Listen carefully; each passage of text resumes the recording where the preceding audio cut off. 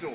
মই সকলো শিক্ষক শিক্ষয়িত্ৰীসকলক বিনম্ৰতাৰে অনুৰোধ জনাইছোঁ, আমাৰ এই সকলো কাৰ্যসূচী সুকলমে চলাই লৈ যোৱাত তেখেতসকলে নিজৰ নিজৰ দায়িত্ব সুচাৰুৰূপে পালন কৰি যাব। ছাত্ৰ ছাত্ৰীসকলৰ প্ৰতি সততে খেয়াল ৰাখিব। ছাত্ৰ ছাত্ৰীসকলৰ প্ৰতি মই আহ্বান জনাইছোঁ, আমি দুটা শাৰী হৈ এফালে ল'ৰা আৰু এফালে ছোৱালী, সোঁফালৰ শাৰীটোত ল'ৰাবিলাক যাব, বাওঁফালৰ শাৰীটোত ছোৱালীবিলাক যাব। চাপৰসকল আগত যাব আৰু ওখসকল ক্ৰমান্বয়ে পাছলৈ আহিব। এনেকৈয়ে একেবাৰে সন্মুখত থাকিব এখন প্ৰভাত ফেৰী বাৰপূজীয়া উচ্চতৰ মাধ্যমিক বিদ্যালয়ৰ এই ফলকখন। এইখন বেনাৰখন সন্মুখত লৈ বৈষ্ণৱ আৰু সহযোগীজনে আগত যাব। তাৰ পাছে পাছে দুয়োটা লাইনতে আমাৰ তিৰংগা জাতীয় পতাকা মাজে মাজে থাকিব আৰু মাজে মাজে আমাৰ যিসমূহ প্লে কাৰ্ড ফেষ্টুন তৈয়াৰ কৰা হৈছিল সেইখিনি ল'ব।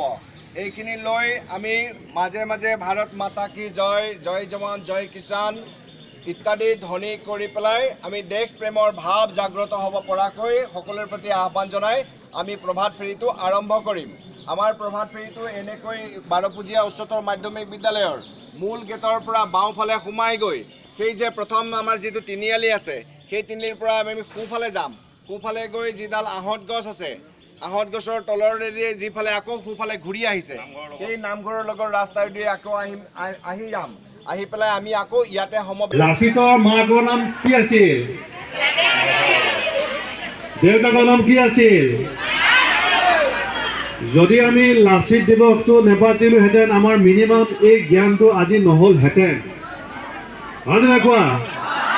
আৰু তোমালোকে সকলোৱে ৰচনা লিখিছা, সকলোৱে ছবি আঁকিছা, কোনোবাই চাই লিখিছা। এই চাই লিখোঁতেও জ্ঞানটো হৈছে।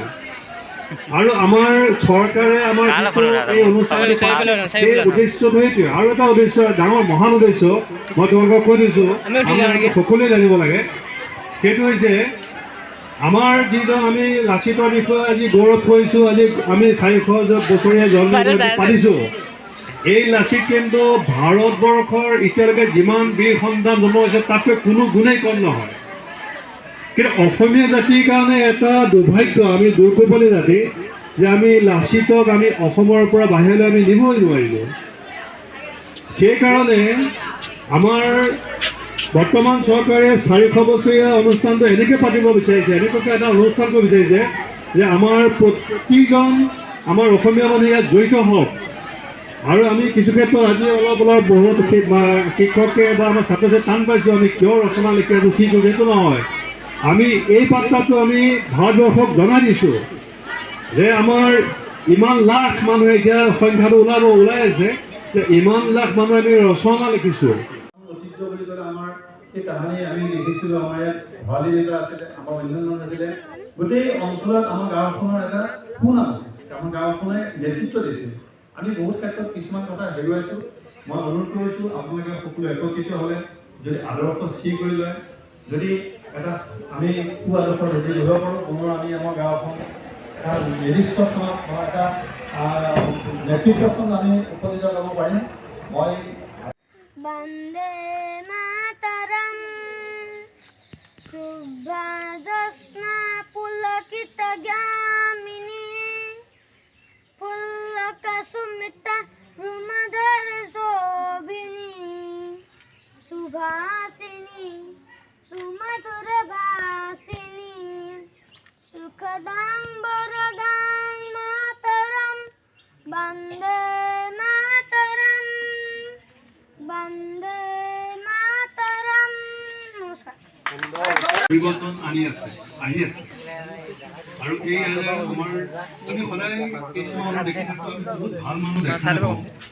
আজি এজন গণিতৰ যিজন ভাৰতৰ নহয় বিশ্বৰ যিজন মনীষী বুলি কোৱা হয়, তেখেতৰ লগত তোমালোকে এটা সংযোগ স্থাপন কৰিছে, এটা আৰম্ভণি হৈছে।